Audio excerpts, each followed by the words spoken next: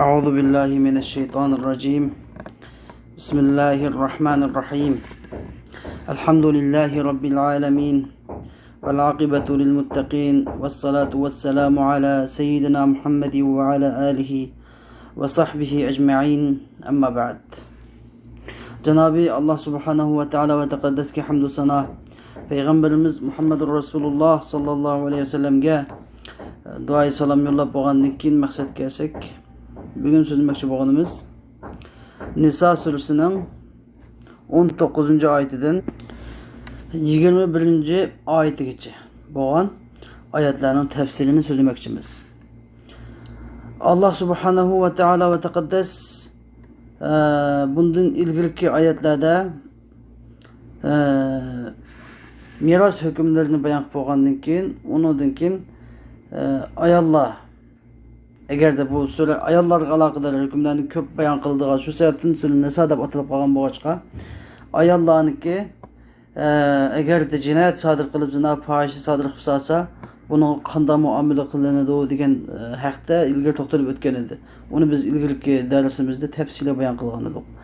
Endi bugungi oyatlarda bo'lsa Alloh subhanahu va taolo va taqaddas ayollar gunoh o'tkazmasimi ularga zulm qilib bo'hton chaplab erlarning ko'ziga ayollar set ko'rinib qolsa uni ayrilib ketish uchun uni bahona sabab izlab ayollarga zulm qilib tuhmat chaplab shu ayollardagi tubbagan to'yloqlarni yandib o'lib o'lish uchun va ayrilib ketish boshqa ayollar o'ylanish uchun shunday bahona sabablarni undirib chiqqanlarga raddiya berish va ayollarni malning o'rnida ata-onalardan uğutqalarını qalan ayollarni egallab olib o'zimiz g'ana o'z bilak odamga bamimiz deb egallab olish shunday jahiliyat davrida rivojlangan qilingan elib berilgan shu zulmga oid shu ishlarni Alloh taolo qattiq cheklab bugungi shu 3 oyatni Alloh taolo so'zlaydi. Biz bu oyatni birdan tafsir qilib o'taylik. Alloh taolo deydiki: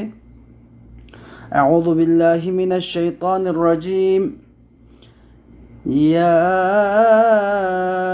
أيها الذين آمنوا لا يحل لكم أن ترثوا النساء كرها ولا تعضلوهن لتذهبوا ببعض ما آتيتموهن إلا أن يأتين بفاحشة مبينة وعاشروهن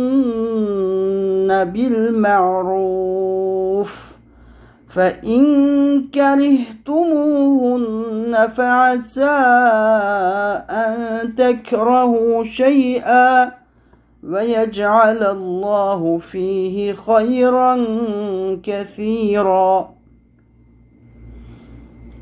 Allah subhanahu ve teala ve tekaddes deydi ki: Ey iman etqanlar, sizlarga ayollarni mecburi miras elib olishinglar halal bo'lmaydi.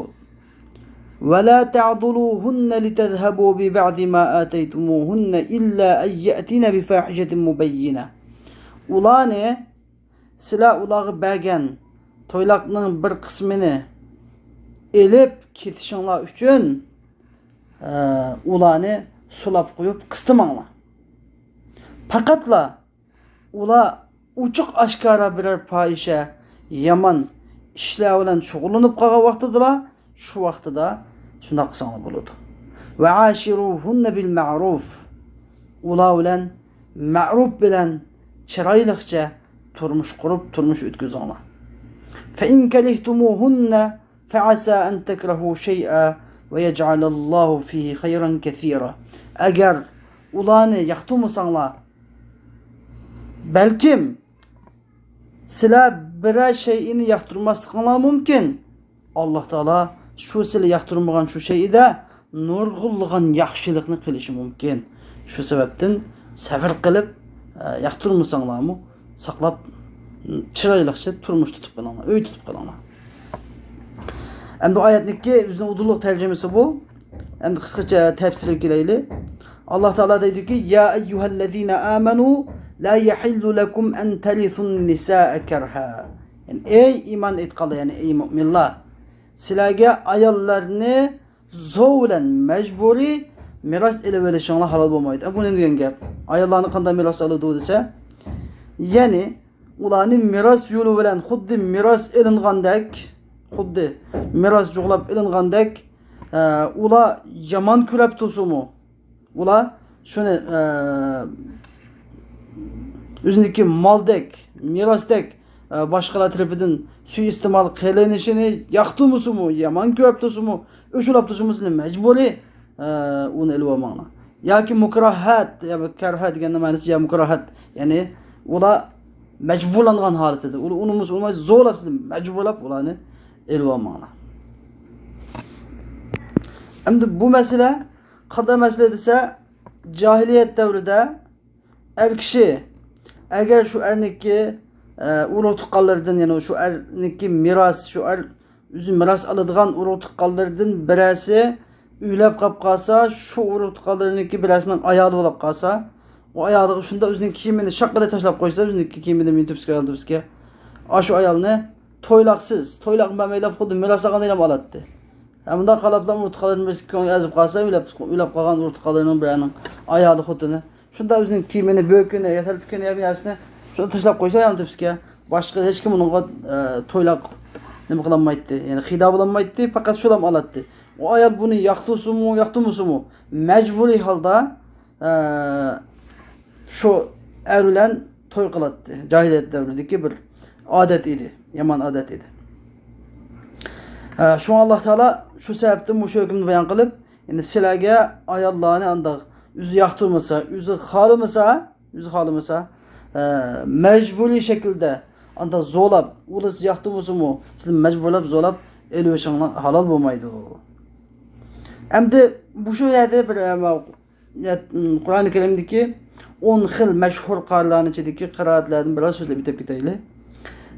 Bu şu ayetteki entelithun nisaa kerha degan ayet kerha degan bu şu söz iki xil qiraatda oqulgan. Biri kerha bil feth yani zival bilen kerha deb oqulgan. Bunun ma'nosi u chaqda yani u ayolning o'zi yoqtirmasa-mu? U ayolning o'zi yoqtirmasa-mu? Ularni miras ele verishinglar o ayolning o'zi yoqtirmasa uni miras ele verishinglar halol emas degan bu ma'nosi vaqtida. Hamda şu meşhur qarlarning ichidan Hamza ve Ali degan bu ikki qaraxunum kurha deb o'qigan kurha. U chaqda kurha desa bunun ma'nosi nima degan bo'ldi shu chaqda? U chaqda ikrah arab tilidagi ikrah degan gapdan chiqqan. Ya'ni ikrah demek jo'g'ini u chaqda halet, u chaqda maf'ulun halat bo'ladi. Ya'ni sizlar u ayollarning mecburlangan haletida yani kurha degan makruh mukraha degan bu ma'nosi chiqadi. Bu ayollarning mecburlangan haletida u ayollarni erishinglar halol bo'lmaydi. Mecburlangan haletida degan gap chiqadi. Beştikide faildan halat u chiqadi. Yani ayollarning sizlarni yoqtirmagan haletida erishinglar halol bo'lmaydi desa kurha deb qavaqtida ma'ni u ayollarning mecburlangan haletida o ayollarni nikohini qilishinglar halol bo'lmaydi. Miras qilib degan bo'ldi ma'nosi. Endi bu yerdagi inchki bir masala bor.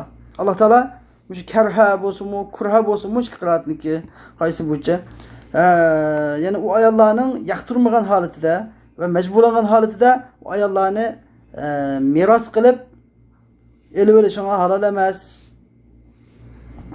deb Alloh taolo kurhan deganni qayd qilib qistirib qo'ydi. Yani eğer bunu bunda ben çıkamdı o. Yani eğer de o ayollar yaman kömese, yaktırmasa, yaman kömese ve o ayollar zorlanmasa şu vakti o ayollarını elvası bulamdı, buludu, mirasık elvası. Eğer ayollar onu ne kısa, yaktırsa, eğer zorlanmasa onu mirasık elvası bulamdı ayollarını diye hüküm çıkamdı dese, yok. Bunda hüküm çıkmaydı. Neymiş ki? Çünkü bir nesini Allah'ı da tilgı eliş, o neslin başka neslerinin hükümlerinin onunla karma karşı ikenlikini körsetmeydi. Yani Bunun nimeden gap dese texmi uşlap etsaq. Mesela Allah Taala Kur'an-ı Kerim'de ve la taqtulu evladakum haşyete imlaq. Yani şu İsra'niki 13. ayetinde. Yani evlatlarınlarını fekirlikten korkap öldürüp etmenla dedi Allah Taala. Bunun mənisidir. Yani eğer fekirlikten korkmasanız öldürsanız buldu diye mənis çıkmaydı da. Fekirlikten korkap öldürmana diyen gaptın. Fekirlikten korkmay öldürsanız buldu. Bak, fekirlikten korkmay bilek sebebini öldürsanız buldu diyen gap çıkmaydı bunun mənisidir. Demek o yani fekirlikten korkap öldürmana diyen gaptın. Yani çıkıdığın məna onun fekirlikten korkmay öldürsanız bulmaydı. Fekirlikten korkap öldürsanız olmaydı. Onun kendiden yani onun rızkını Allah verdi. Fekirlikten korkap balı öldürmana. Balının rızkını Allah verdi. Silip vermişler. Şunun için o sebebinden öldü yatmanla. Yani o öldürücü sebep olamaydı o. Rızkını vermiş Allah ve fekirlikten korkap öldürsanız bulmaydı. Fekirlikten korkmay öldürsanız texim bulmaydı. Digen bunda məni çıkıldı. Xuddi şu hadi gidek miyadımı yani ayollarını mecburlap, ayollar yaxtumusumu, ayollarını zorlap, mecburlap, miras kılıp eliveriş halal emez. Halal emez. Andın. Başka halette, şayet kandak halette o halal emez. Onu yaxtumusumu mecburlap eliş o herkes halal emez. Ayollarını yani mal süpütede, miras süpütede miras ağlamaydı. Bekimnin ayolını miras elevatkan esemez. Demek bir adamın ayolu ülap kalan bolsa o ayolniki iddeti çıkıp boğandan keyin 4 ay 10 gün iddeti tutub boğandan keyin o ayolning kimga tegsa, kim bilan öylense özüne ixtiyorlik var. Onu meyitning uyidikilari onu hech qanday anda spalanotiga mecburlanmaydı. Şu ayolning özüne ixtiyor, butunlay ixtiyorlik şu ayolning özüde. Onu meyitning oiladagileri onu mecburlab o ayolni ergi bilenmeydi.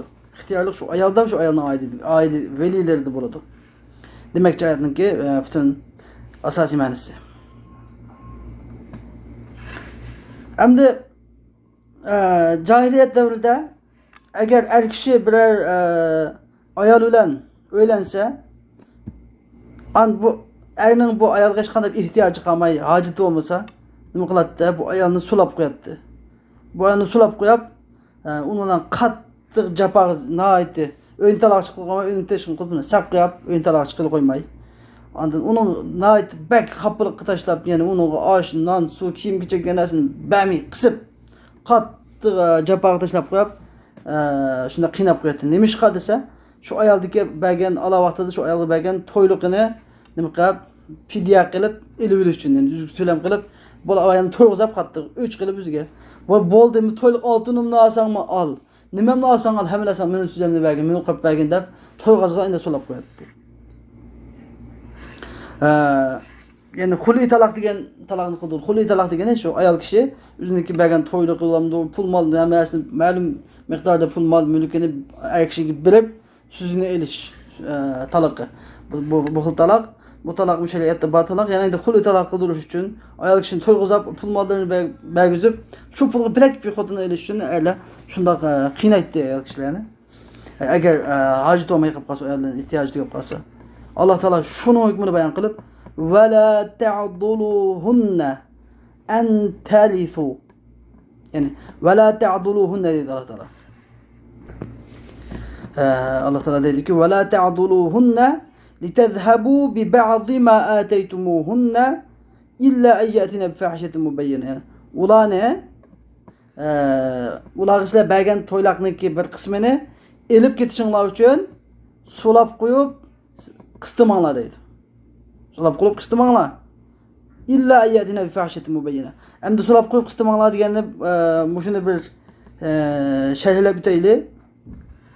Allah Teala'nın bir adı ki ve la ta'duluhunne bir grammatiklik tahlilden bir az tahlil kılıp büteyli. Ve la ta'duluhunne degene bu Allah Teala'nın abesti ki en talithu degen sözüge bağlanıqlık, yani atf, Arapça atf deyimiz. Yani demek o vaxtda buniki grammatiklik o'rni ve la ta'duluhunna deganning grammatiklik o'rni bunun zivar bo'ladi, o'xshashlar. Anladın?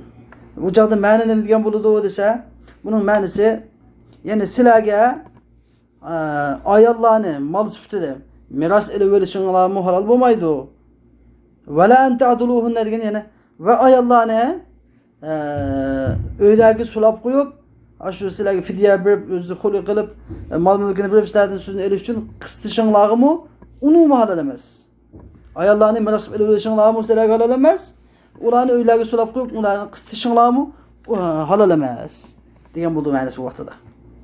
Endi agarda mishadiki vala ta'duluhunna degandiki vala ta'duluhunna bu lamni atifa qilmay yoki vovni atfa qilmay balki buni jumla yangi jumla qilsak, yangi jumla vaqtida bu joqda yoki vov istinab ya'ni yangi jumlaning vovsi bo'ladi. La ta'duluhunna lam nahi ya'ni cheklama fe'li bo'ladi, cheklama harfi bo'ladi.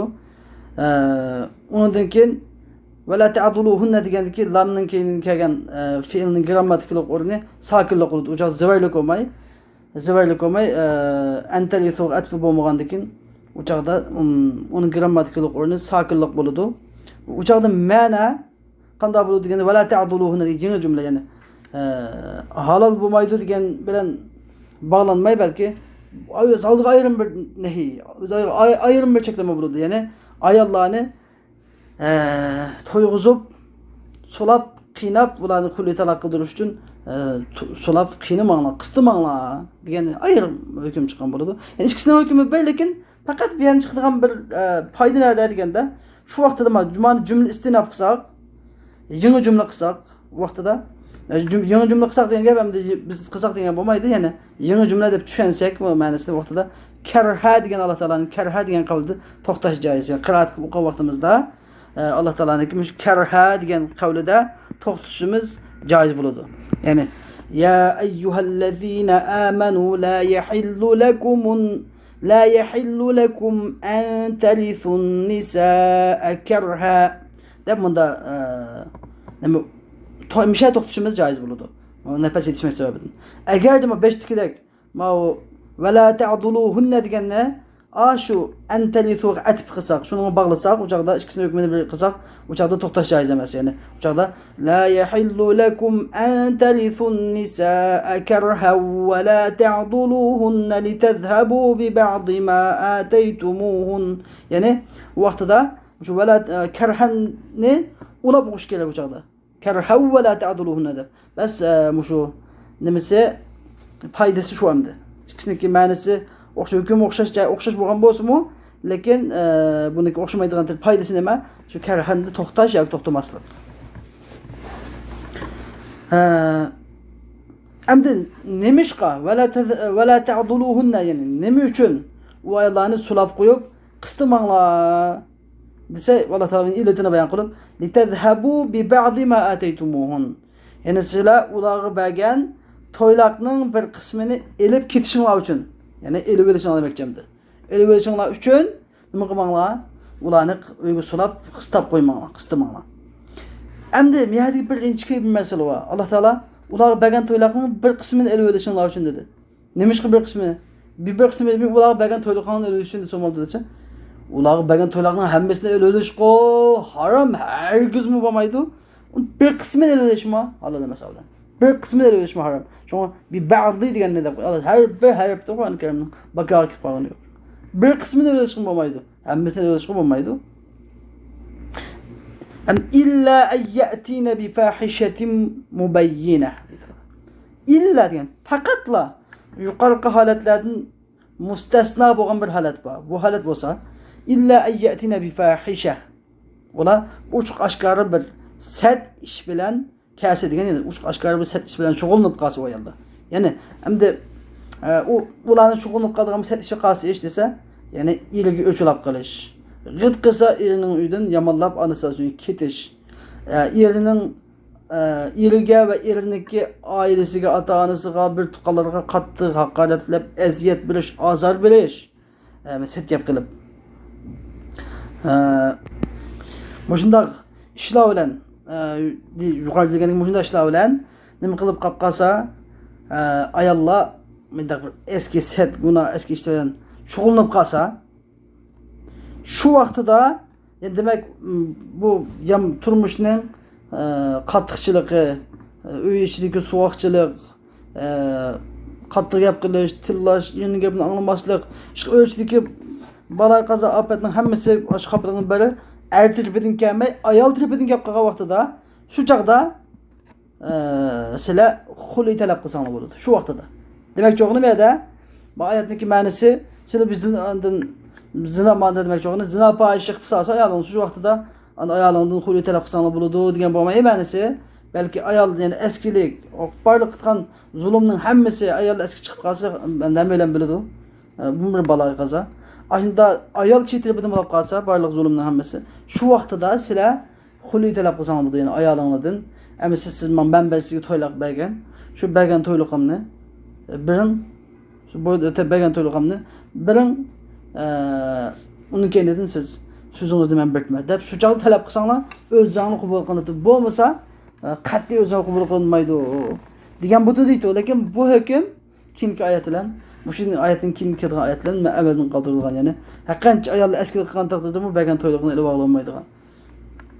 Hem de Hasan-ı Basri rahimahullah'dan bir rivayet kılınan bu ayetin tefsirinde. Yani bir yerdeki ula bazı fahişe şık yap kalsa, yani fahişeyle şoğulunub kalsa degen yani ayarlı zina kılıp salsa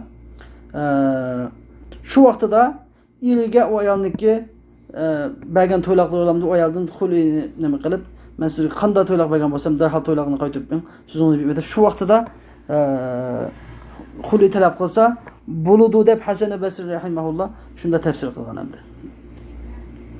Enbiyatki Allah Teala'nınki mubeyyinetin diyen kavle bu onun da bir on xil qiraatın bir tahlillab baraylı mubeyyineh diyen sözü mubeyyeneh de muqulgan yani İbn Kesir rahimahullah ve Ebu Bekir ibn Ayaş İmam Hafs'tan rivayet kılıp ne de mubeyyeneh de muqulgan mubeyyeneh. Başka kaile hemmesi mubeyyineh deb o'qigan. Bu ikki xil qiraat var yani mubeyyeneh deb ikki xil qiraat o'qigan. Ma'nosi vaqtida yani demak ma'nosida farq yo'q. Mubeyyeneh vaqtida yani qozilar tarafidan ochiq oshkora isbotlar bilan bayon qilingan bir fohishani kelsa shu vaqtida ularni qo'li talab qilsanglar bo'ladi degan ma'no chiqqan bo'lsa mubeyyineh degan yani o'zi oshkora yani oshkora ochiq o'zi oshkora bo'lib turgan yani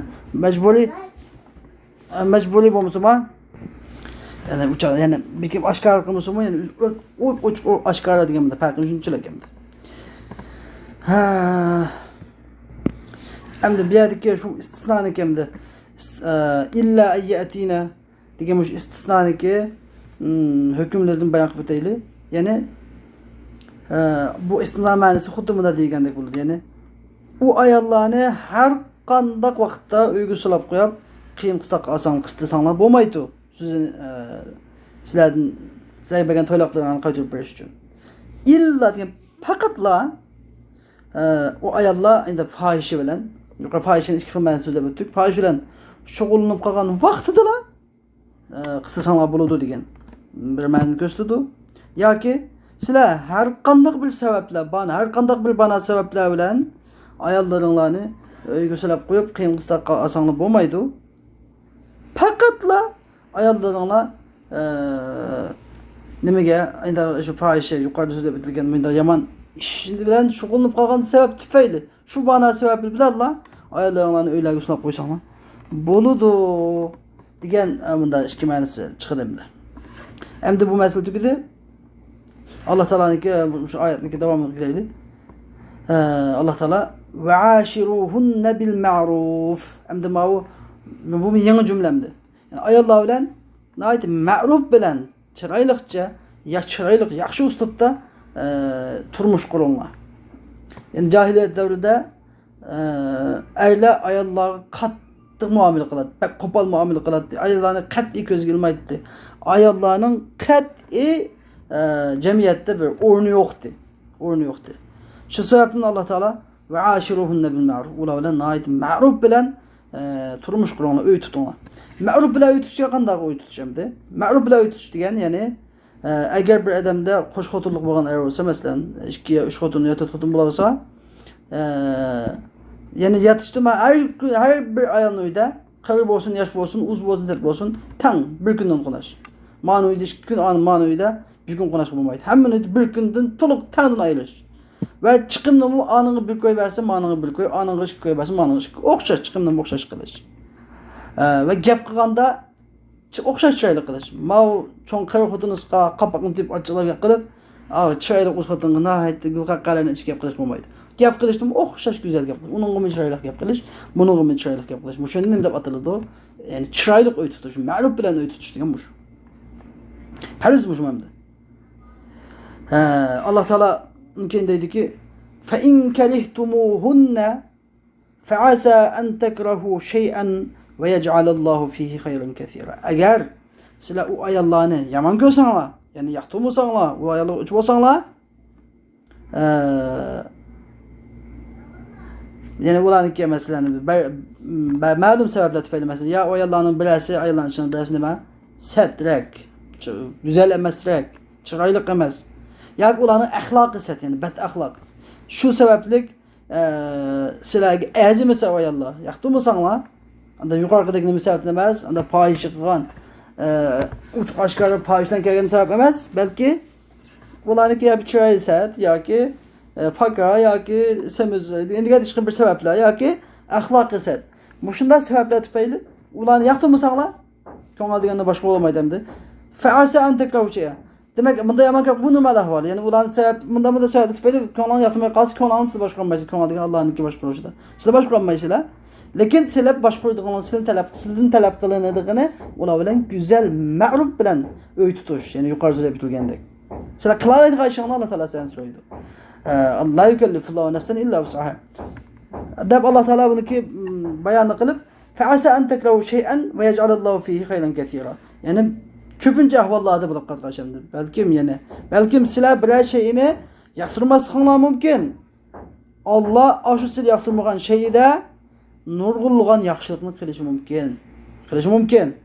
Endi u nurg'ulg'an yaxshilik degani masalan nurg'ulg'an savobni berishi mumkin. Shu siz yoqtirmagan shu ishdimi nurg'ulg'an savob bo'lishi mumkin. Agar sabr qilsanglar. Yoki solih farzand yoqtirmagan shu ayolda xotinini siz intayin solih farzandni bilan ato qilish mumkin. Ya'ni buning ma'nosi endi ya'ni agar sizlar u ayollarni yoqtirmasanglar, siz ko'nglingiga azimiganlik uchun, ko'nglingizni tatmaganlik uchun ulardan shu faqat shu sababni qilib ularni ayrilib ketmanglar. Ba'zida adam ko'ngil yoqtirmaydi. Balkim ko'ngillar yoqtirmasligi mumkin. Endi mana din jihatdan shunday yaxshi bo'lgan ishni, uningga bu dunyo oxiratga yaxshi bo'lgan ishni ko'ngillar tatmasligi, yoqtirmasligi mumkin. Va uni dal aksini, ya'ni uni diniy jihatdan va dunyo oxirat jihatdan buningga yaxshilik bo'lmagan, yomonlik bo'lgan ishni u yaxshi ko'rib qilishi mumkin. Biroq bu ko'ngil tatqanlik uchun emas, islohiyat nazaridan olib aytganda, isloh qilish, ya'ni bu dunyo oxiratdan isloh qilish nazaridan olib aytganda nima qilish kerak? Alloh taolo degandek, siz yoqtirmasanglarmi, uniki bu kamchilikni sabr qilib to'xtab tursanglar, Alloh taolo uni nurg'ulg'a yaxshilikni qilishi mumkin. Endi yana ishadagi Alloh taoloniki, meyada bir grammatik xosiyat deb ketaylik. Fa in karihtumuhun degan shart, ya'ni agar ularni yoqtirmasanglar, deb buning bir javob bo'lish kerak, bir jazo. Shart deganning chuqur javobi, ya'ni anda qilsanglar, bunda o'tur. Anda qilsanglar, bunda bo'lsin. Anda qilsanglar, bunda bo'lish kerak degandek bir nima bo'lish kerak, javob bo'lish kerak. Sizlar ularni yoqtirmasanglar deb Alloh taolo, yoqtirmasanglar deb bir şeyini siz yomon ko'rishingiz, yoqtirmasligingiz mumkin. Alloh uningda nurg'ulg'a yaxshilik qilishi mumkin deb qo'ydi buning javobida. Bu javob bo'lishga yaramdisi albatta yaraydi. Chunki buning ma'nosi, ya'ni sizlar u ayollarni yoqtirmasanglar, buning javobi unga sabr qilib, ya'ni yuqoridagi uch qo'shqor fohishadan kelmagan bo'lsa, uch qo'shqor fohishadan shug'ullanmagan bo'lsa, ularga sabr qilinglar. Ko'nglingizni yoqtirmasmi mayli. Ko'nglingizni yoqtirmasmi, ularga sabr qilinglar. Shuning bilan Alloh taolo nima ish qilganda, chunki nurg'ulg'an nima ishga sabr qilinglar? Illati bayon qilindi, ya'ni sizlar yomon ko'rgan nurg'ulg'an narsalarda Alloh taolo nurg'ulg'an yaxshiliklarni qilishi mumkin. Ya'ni sizlar yoqtirmagan shu ayolni sabr qilib ayollar uy tutsanglar, sizga nurg'ulg'an dunyolik jihatdan foyda kelishi mumkin. Shu ayol sizga nurg'ulg'an solih, taqvodor, sizga bu dunyo oxiratda foyda keltiradigan farzandlarni tug'ib berishi mumkin. Shu sababdan bu ko'nglimga azimida deblam o ayolniki sizni deb ajishib ketmanglar deydi. Endi bu oyatniki tafsiri tugadi. Uni keyin Alloh taolo buniki davom deydiki: "Va in aradtum وإن أردتم استبدال وإن أردتم استبدال زوج مكان زوج وآتيتم إحداهن قنطارا فلا تأخذوا منه شيئا أتأخذونه بهتانا وإثما مبينا. Yani Allah Teala deydi ki, eğer sizler bir ayalının ornuğa, yani bir ayal ne? Yani bir xotunun ornuğa, yani bir xotunni almashtirmoqchi bo'lsanglar, yani kainotdagi bir xotunni qo'yib o'tib, yana birini almoqchi bo'lsanglar, va ataytum ihdahunna qintara, ularning biriga nurg'ullig'a mol dunyoni berib o'tgan bo'lsanglar, yana to'ylab qilib, fala ta'khudhu minhu shay'a, undan hech bir shay'ini elib olmanglar. Ata'khudhunahu buhtana va isman mubina, sizlar uni buhtan chaplab, uçuk aşkara günah işlep durup el olam silahını deb Allah Teala bunda kayıp müşahiyetini nazil kıldı. Hem de cahiliyet devrinde erler eğer çıraylıqırak ayaldan birini görüp kalsa, o ayal kattığı bu adamga azib kesse, şunu olan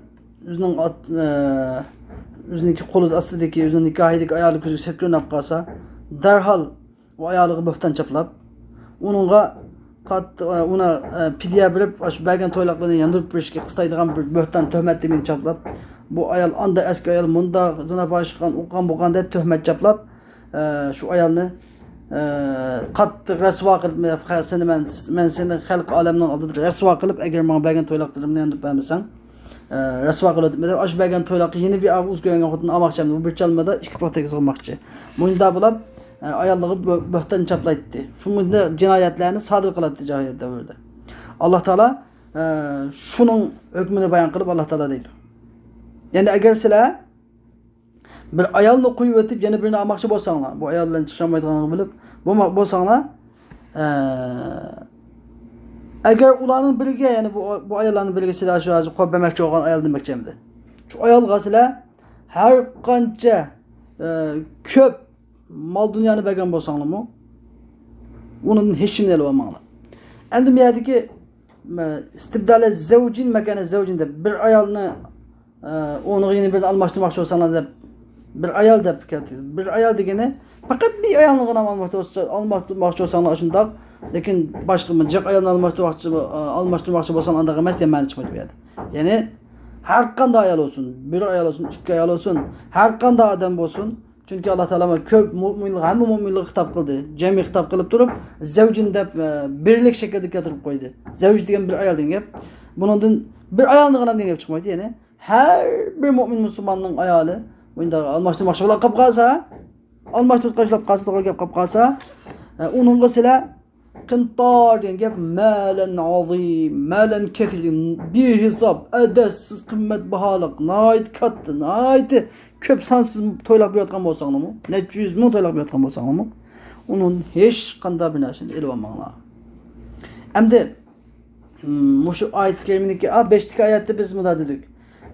Agar ayollar uch oshkor fohish bilan kelib qolsa, shu vaqtida ayollarni so'lab qo'yib uyini talaq chiqarmay, shu ayollarni yani xul'i qilishga, qistashga bo'ladi. Yani sen menga mol dunyo berib, manchak mol dunyo berib, men sizga elib olgin, sen o'zing bilan bunda qistashga bo'ladi degan hukmni bayon qildik. Yani buningda xul'i talaq degan qanday bo'lib mashru shariat uyg'un desa, yani ayol tarafidan nima bo'lib qolsa, ayol erga o'chilib qolsa, ayol uni gapini anglag'olmay, ayol askari qilib uni anastasini yomonlab ketib olib, kagil unmay, ayda xafa qoltirgan vaqtida, shu vaqtida ayolni emas menga to'ylaqamni deb, sizga bergan to'ylaqamni.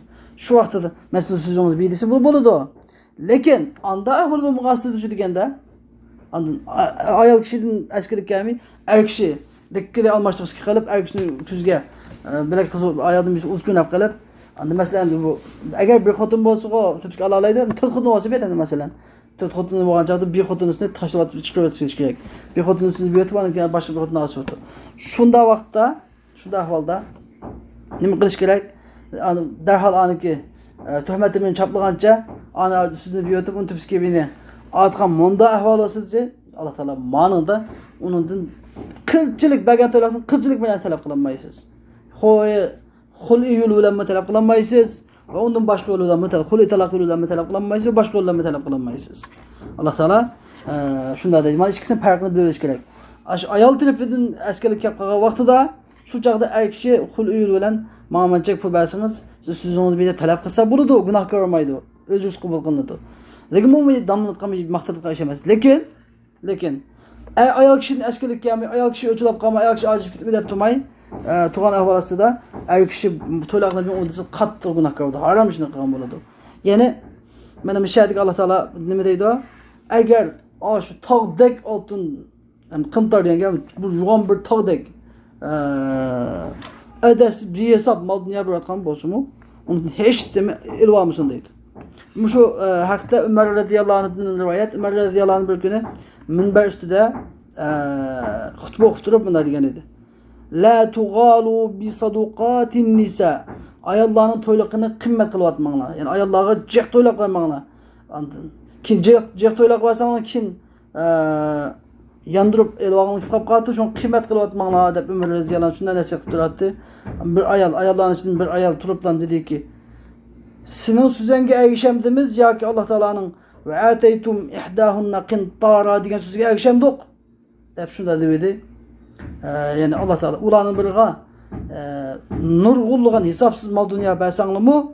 Onun hiçbir şeyine el olmağına degan kavliga erişemdimiz ya senin ayallığa kıymet öyle koymağına degan sözge erişemdimiz. Dep şunda dep cevap verdi. Ömer radıyallahu anh şu an dedi ki her bir kişi müşahit her bir kişi Ömer'in alim dediler. Dedi mümkün tezevvecu ala maşiyetum. Halıgının oyununu. Yani kıymetli oylak beğenmişler. Azem beğenmiş. Üzerine ihtiyar. Dep Ömer radıyallahu anh şunda dedi. Şu an meselemde. Miyadi iki şıkıl inçki nokta var.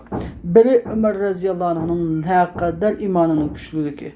Yüzü şunda emirül müminin, müminlerin halifesi, bütün dünyadaki müminin padişahı, halifesi durup, şunda yukarı mertebelik durup, bir ayal kişi şu an bir ayet okusu derhal hey sendek ayalının avga etini mehmamdı buna demi derhal sellemle edip ayet okugan hemen şu hemen teslim boğan alamat teslimiyetine Allah Teala'nın Kur'an ayetleri boğan teslimiyetine hazır zamanımızda bir ayet birinin akidesiga udul gelmeydiğen bulakasa onu ayet okusun içenmeydi hadisi okusun içenmeydi onu tamamen ayetini deplam çet kalktıgan gibi bu imanın acizliği yani hemen ağzımızda gap var, kalbimizde imandaki acizlik belki yokluğun alameti.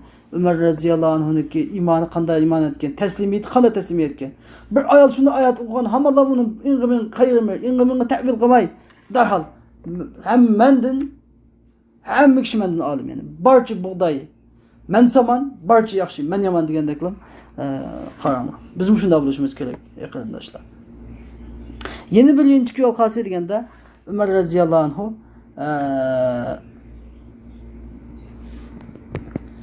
bir mevkada çıntırılmaydı. Bir mevkada. Yani eğer üzünün fikirden yaxşırak fikrini başkaları görgen zaman derhal kabul kılattı.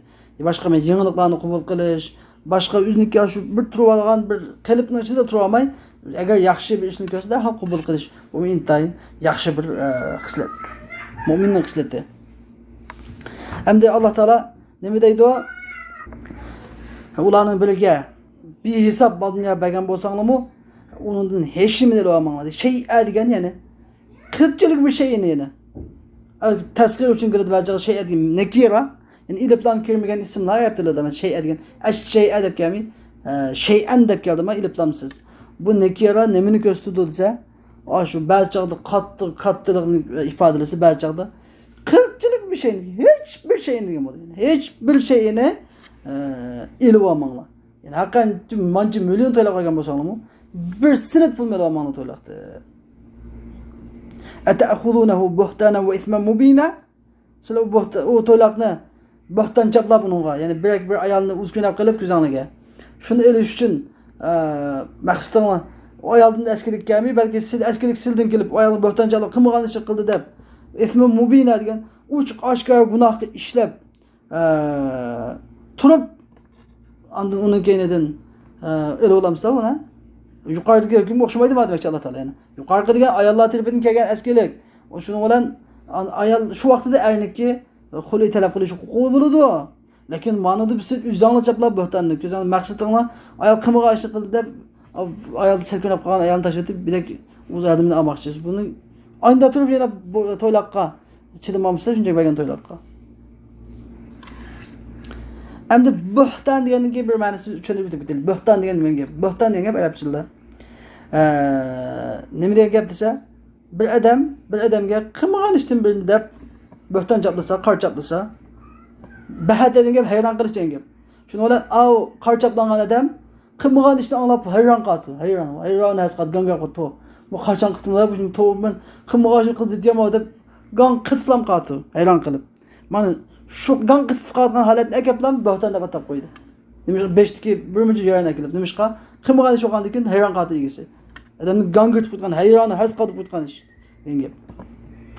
Bizning Uyg'ur tilimizga bo'htan degan gap arab tilidan kelib qoladi. Qor chaplash degan gap bizniki Uyg'ur tilimizda. Bo'htan chaplash degan mubayyin nimishqa arab tilidan kelib qoladi. Nurg'ulg'an tillardan nurg'ulg'an atalg'ular kelib qoladi bizning Uyg'ur tiliga. Endi ondan keyin Alloh taolo bularniki mushu bergan to'yloqlarni elib olishni ayblab, cheklab, ma'ni qilib, shuni davomini so'zlab nima deydi?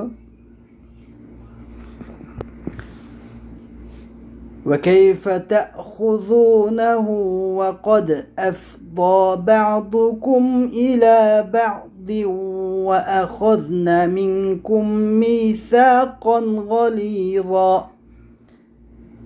O to'yloqni, ya'ni sizlar bergan o to'yloqni. Shu behisob mol dunyo, cho'ng mol dunyo to'yloqni. Qandoqmi olib olasizlar? Halbuki sizlar ba'zinglar ba'zisi bilan hech kim yo'q yerda xoli bo'lgan tursanglar, ya'ni xilvat o'tkazgan tursanglar. Ya'ni bir yostiq bosh qilgan tursanglar. Va akhadna minkum mithaqan ghaliza. O ayollar sizlardan intayin o'tkir, chin ahdu paymanni olgan tursa, sizlardan so'z olgan tursa, va'da olgan tursa, to'xtanmagan tursa. Endi Alloh taolo yani sizlar bir yostiqni boshqab bo'lgan ayolga bip bo'lgan to'yloqni janda o'tmasiz. Qanday yangi ersizlar? Qandaymi bir yarışgan gap bu? Qandaymi g'ururliga ko'tirdi bunda? Bir yostiqni boshqab bo'lgan ayolni bip bo'lgan to'yloqni elib oltmi degan gapni. Deb Alloh taolo deydiki: "Va kayfa ta'khudunahu wa qad afda ba'dukum ila ba'd." Yani afda ba'dukum ila ba'd degan gap yani ba'zini ba'zidan degan yani aylar bizning ayollar demakchi. Yani hech qanday tursanchisiz, perdesiz holatda xoli bo'lgan, xilvat o'tkazgan tursa, deb nayt siliqlashtirib deydi Alloh taolo, siliqlashtirib. Aslida fadodan chiqqan afdo degan fi'il, fado degan masdar ismdan chiqqan. Fado degan gap hozirgi zamonda yani olam bo'shliqi, yani yer sharini sirtqi olam bo'shliqini fado deydi. Yine birga tüp-tüzlanlik odam zot yo'q bir cho'l bayovonni fado deydi.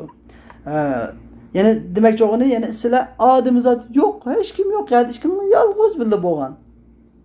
Yani bir yostiq bosh qilgan gap. Demak bu bir yani kinoya gap yani. Alloh taolo Qur'oni Karim intayin kinoya bilan bek siliq so'zlaydi. Adab axloq bilan. Shu biz mayda so'zlashni o'rganishimiz kerak. Endi bu oyat kalima bizniki dalilimiz mushu oyat kalima yani Hanafi mazhabining dalili. Xilvat sahiha yani xilvat sahiha degan gap yani ayol bilan to'g'ri bo'lgan xilvatda bo'lish. Yani hech kim yo'q edi, ishni yetib o'tib ayolini to'qib bo'lgandan keyin yani bir ma'lum bir vaqt, yani kichikgina bir vaqt bo'lsa-mu, hech kim yo'q edi, birga bir uyda birga turish. Mush xilvat sahiha deb ataladi. Xilvatda bo'lish. Mana mushu xilvatda bo'lishning o'zi nima? To'yloqni ayolning to'yloq qilib o'tadi. Ayolning to'yloqi. To'yloq ayolning. Ondan nimishqa bu yerda ikki masala bor. Yani agarda bir odam ayolni nikoh qilibdi. Nikohni qilmadan o'qitibdi. Unga bu ayol bilan bir uyga kelmaylam ochib ketgan bo'lsa, bir uy kelmaylam ochib ketgan bo'lsa, bu uchoqni to'yloqqan o'tadi odamga. Bir uy kelmaylam ochib ketgan bo'lsa, agarda yani agarda ayol kishi bilan bir uyga kelmay turib, bir xilvatda bo'lmay turib, nikohni o'qitibdi, Sözünü bergen bolsa, bu yerda ikki xil holat bo'ladi. Bir holat, agarda bu ayol kishiga men sizga mancharak to'yloq birman deb, to'yloqni atab mancharak to'yloq birman deb ikkisi deyib tutishgan bo'lsa, mancharak to'yloq birman deb, shu vaqtida to'yloqninki bir uyga kimaylam sizni yotgan bo'lsa, bu to'yloqning yarmi ayolning bo'ladi, yarmi erga qaytadi. Allah Qur'on-i Karimda Sura Baqarada biz so'zlab o'tdik buni. Tafsili Sura Baqarada ilgari oyatlarimizga murojaat qilsanglar bo'ladi. YouTube kanalimizdeki. Agarda bir uyga kirish, bir xilvatga kirishdan burun sizni bepti, lekin nikoh vaqtida manchirak to'yloq bilmay, anchalik bilmay deb hech qanday to'yloqni nima qilmabdi ekanligi. Tayin qilmabdi ekan. Manchirak to'yloq bilmay, anchalik bilmay, chiqib to'yloq bitganga deyishibdi, lekin manchirak anchalik deb tayinlamaylam nikoh qilgan bo'lsa, shu ongeynda sizni bir uyga maslam sizni bir o'tgan bo'lsa, bu vaqtida mut'a vojib bo'ladi. Famatti'uhunna degan oyatning hukmi bo'yicha ayol kishiga mut'a berish vojib bo'ladi. Buning tafsili hukmini biz shu Baqara surasining tafsirida hemen so'zlab o'tgan edik. Endi mana shadiki bu oyatda mana xilvat sahiha, ya'ni ayol ayol kishi shu odam yo'qadi bir ma'lum bir vaqt bildi bo'lsa, ma'lum bir vaqt bildi bo'lsa, mana shu xilvat sahiha deb ataladi. Shuning bilan baytki to'yloqniki shu barliqman deb bergan hukmlari sabit bo'laveradi. Shu xilvat sahiha bo'lsa-da to'yloq vojib gadanga. Shu xilvat sahihani o'tkazdimi, yakshidimi? O adam şey, men bu uyga kelgan bilan bu ish qilmadim, o'qimadim degandan baka. Ya'ni to'yloqning biri nima? To'yloqning birini berish anigading vojib bo'lgan bo'lsa, endi o'lanmaydi, bermagan bo'lsa, to'yloqning birini qancha ayoldan ojiz ketgan taqdirda to'yloqning birini berishgading vojib bo'ladi. Shu xilvat sahiha o'tdimi? Chunki bu oyatning afda ba'dukum ila ba'd degan, ya'ni hech kim yo'qadi xilvat o'tkazdi degan shu oyatning hukmi bilan. Va akhadna minkum mithaqan ghaliza. Ular sizlardan chin ahdini oldi. O ayollar sizlardan chin ahdini oldi. Yani bu chin ahdi qasi ahdi desa Alloh taolaning fa imsakum bi ma'ruf aw taslihun bi ihsan degan qavli deydi mufassirlar. Yani ayollarga uy tutsa ma'ruf bilan uy tutish, agar qo'yib o'tsa chiroyli qo'yib o'tish degan bu shu. Alloh taolo endi bu ahdini Allah subhanahu va taolo va taqaddas o'zining bandalaridan nima uchun olgan? Ayollar uchun olgan. Ayollar uchun olganki xuddi bu elangan bu ahdi xuddi shu ayollar olgan, shu ayollardan olgan ahdilardan bo'ldi. Anladın? Yani Peygamber Aleyhisselam aytib deganki, "Istavsu bin nisa'i khayra" degan, ayollarga davomli yaxshilikni tavsiya qilinglar. Ayollarga yaxshilik qilinglar, ayollarga yaxshi qaranglar, yaxshilikni tavsiya qilinglar. Chunki ular sizlarning qo'llaringlarda xuddi bir asirga o'xshaydi, asir. Anladın? Ya amanet. Ularni sizlar Alloh taolaning omonatidan oldinglar. Ularning avratlarini Allohning kalimasi bilan halol qildinglar. Ya'ni Alloh taolo sizlarga ularni omonat qilib topshirdi. Undan keyin ularni sizlar o'zchakisga halol qilmadinglar. Sizlar Alloh taolaning fankihu ma tabalakum minan nisa degan, ya'ni sizlarga halol bo'lgan, o'ylanish halol bo'lgan ayollardan, pak ayollardan birini, ikkini, uchni, to'rtni bulamasiz birini olsangiz bo'ladi degan qavli bo'yicha qavliga binoan Payg'ambar sollallohu an-nikahu sunnati faman raghiba an sunnati falaysa minni. Nikoh degan o'ylanish mening sunnatim, har qanday odam mening sunnatimdan yuz o'rsa, u mendan emas degan mush qavllarga binoan sizlar o'ylanib, nikohlanib, shu nikoh bilan anda ayolniki ayol sizlarga halol bo'ldi. Agar shunda to'g'ri yo'lda o'ylanmagan bo'lsangiz, sizlarga halol bo'lmaydi u. Aqanchi to'y qilib cho'ng restorandan olib to'y qilgan bo'lsangiz, hukumatniki xonshirani olgan bo'lsangiz, sizlarga halol bo'lmaydi. Bu shu nikohni o'qitmoqchi. Yani Allah Teala'nın kelimesinden halal kıldı. Kelimesi bilen halal buldu sizlerge bu ayallar. Şunda olgandayken bu ayallarga intayin yaxşı kılanglar, çıraylık muamele kılanglar, yaxşı muamele kılanglar. Dep Peygamber Aleyhisselatü Vesselam ne degan. Yani demek muşu Peygamber Aleyhisselam muşu sözü. Çin ahdi degan muşu. Demek içimde. Çin ahdi degan muşu. Veya ki nima ayollarning kimda sharti var? Tigaç mesela bunda bir ayollar nikah o'qitachaqda nima shartingiz bor desa, men anda ayollarni aqbasun, bunda aqbasun degan shartlarga ayol olacaq, dastlab to'g'ri olacaq. U ayollar ko'zi o'zgarib. Nima deb hablabdi? Maktabda o'qitma. Shu maktabda o'qiysan. Uni qilmasa uni qilmas. Nima desa, hammaga ma'qul deb qo'shilib bo'lib, uning keyinidan bilganini qilamsizlar. Sizlar dastlabda ben bergen toylaqını bergen vaxtında bədim de bədanlı toylaqını. Herkes mi eğer çıkamasak elvamı da bəmidanla o bədanlı tutunla. Valla erkek değil, gururluk bulanla, vicdanlık bulanla. Yani erkişilik bulanla diye bu demanesi mi çıkıldı deydi. Lakin müfessirlerin diye kabulü. Aşağı Allah Teala'nın ki Allah Teala'nın amaneti bu. Andın Allah Teala'nın kelimesinden aldığına Xudayım nemi dedi? Ayarlardan çıraylıkça öğüt tutunlu dedi. Şu vədige Mesela hem Allah Kur'an-ı Kerim iman etkandikin Kur'an-ı Kerim'in içindeki hükümü amel kılışkı vədi bədi Allah Teala'ga. Anda bu andikin çıraylık öğüt tutunla onun bəgən toylaqlarını ilva mağına amal kılıp yani demek ayetinin ayrıldığın çağısı ayarlı bilen amal acişip ketmağına öğüt tutup kalana bir mi kılıp Allah Teala sizin nurgula yaşlılığın atağıdır. Diyen buludu Allah Teala her bir ailedik ayarlığı insaf atağısın ayarlığa ilgi itaat kılıdığın ilgi buyantavlı kılmaydığın yuğançılık kılmaydığın erler gibi olsa ayarları küyünüdüğün ayarları çıraylık yapıldığın çıraylık muamele kılıdığın yaxşı muamele kılıdığın eğer ayarlardan birer işleri əzməyi qasımı yani başka bir əhliydiğin tərəflərini oylab kəmçilik tərəflərini meyil edib ötküzürdüğün kən qusaq yaxşı əxlaqlıq ərlərinin qilişini Tileymen Allah Teala hemimizin başında güzel ahlak ata kılsın. İnak, ittifak ailelerini aile ata kılsın. Ailemiz içimizde bereket versin. Sebi balılarını Allah Teala yetim koymasın. Hem öylenin könlü tevbe hidayet ata kılsın. Ve ahiru davana elhamdülillahi rabbil alemin.